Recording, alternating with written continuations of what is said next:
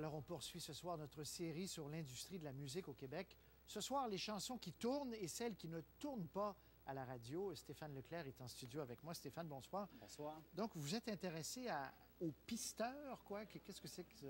En fait, c'est un métier. On engage un pisteur radio pour convaincre les radios, justement, de faire tourner nos chansons. Parce que c'est de plus en plus difficile de convaincre les directeurs musicaux de diffuser un grand nombre de chansons parce que les radios ciblent toujours des auditoires plus précis, plus restreints. En fait, il y a deux marchés à Montréal pour les radios commerciales. Il y a les stations pop et rock, C'est quoi et Énergie, et le créneau plus adulte contemporain, donc plus des ballades. Ça, c'est servi par Rock Détente et par Rythme FM. Et avant, les artistes pouvaient espérer jouer sur toutes ces stations-là. Ce n'est plus le cas. Rock Voisine, maintenant, joue seulement sur les stations plus ballades. Marie-Chantal Toupin, elle, a dû sortir 2 extraits il y a quelques semaines pour plaire aux 2 créneaux. Alors, on engage des pisteurs radio justement pour convaincre ces gens-là de faire tourner nos chansons, et j'en ai suivi 2. All along the southbound Odyssey, the train pulls out at Kankakee, rolls along past houses, farms and fields. L'album de Rock Voisine a beaucoup joué sur les ondes de Rythme FM, peu à Rock Détente et pas du tout à C'est quoi et Énergie. Le chanteur donne une performance dans les studios de la station qui l'a encouragé. Merci à Rythme FM qui travaille avec nous depuis le début de ce projet-là. Il en profite pour remettre un disque d'or pour 40 000 exemplaires vendus à celui qui s'est démené pour que ses chansons soient diffusées. Ça aussi, c'est important d'achaler les radios justement pour qu'ils nous fassent tourner. C'est un gars comme ça qui fait ça. Simon Robitaille fait partie de la dizaine de pisteurs radio du Québec, un métier peu connu. Écoute, la première, ça s'appelle Dors dans ma mémoire, une ballade qui porte sur le deuil. C'est la piste numéro 4 sur l'album. Il est engagé par les maisons de disques pour rencontrer les directeurs musicaux des stations quelques fois par mois pour les convaincre de faire tourner certaines chansons. On arrive avec de quoi de plus rock, mais c'est pas trop agressif. C'est une rencontre avec Liliane Randall, celle qui décide ce que Rythme FM va diffuser. Il veut savoir ce qu'elle pense des nouvelles chansons d'un ex-participant de Star Academy, Bruno Labrie. C'est le moment de vendre. C'est un peu le plus intense que ça peut aller, ce qu'on entend là. Refrain, encore une fois, très, très catchy. Le texte est très... parle beaucoup, là.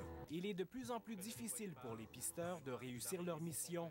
Les radios s'adressent plus que jamais à des auditoires précis et restreints. Notre groupe cible, c'est 25-54 femmes.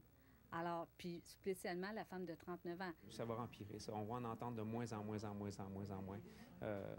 la musique parce que la philosophie est un petit peu comme ça. On est de plus en plus sélectif et puis c'est segmenté. Sur une 50aine de nouvelles chansons par mois, Rythme FM en choisit une dizaine.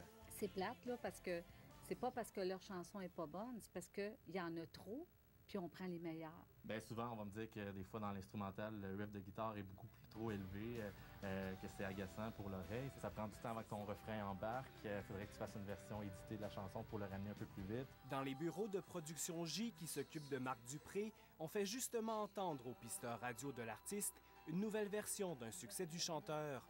On a mis les guitares à l'avant-plan et Marc Dupré a même réenregistré sa voix avec une attitude plus rock. On veut que Énergie et C'est quoi fassent elle aussi jouer la pièce. Un petit peu plus intense, plus rock. Oui, intense. Je sais pas si ça l'est assez pour changer la perception. Une fois une chanson acceptée par les radios, le travail du pisteur est loin d'être terminé. Richard Lafrance présente au producteur le bilan des passages de Marc Dupré à la radio pendant la semaine précédente grâce au rapport BDS qui calcule le nombre de rotations. Et si ce n'est pas satisfaisant, il doit s'activer. On va proposer qu'un des animateurs reçoive l'artiste en entrevue, que l'artiste puisse donner une prestation acoustique en studio, faire tirer des billets, des albums, s'il y a des T-shirts, s'il y a du merchandising. Parfois, le pisteur n'y peut rien puisque les stations se fient à leur propre sondage. On réunit des gens qui représentent vraiment notre groupe cible, puis on leur fait écouter des chansons. Puis ils doivent voter de la chanson qu'ils aiment. Plusieurs radios sont réunies en réseau, comme Rock Détente et Énergie, et diffusent les mêmes chansons partout au Québec. Les pisteurs peuvent par contre se tourner vers les stations indépendantes qui font de la place à une plus grande variété d'artistes.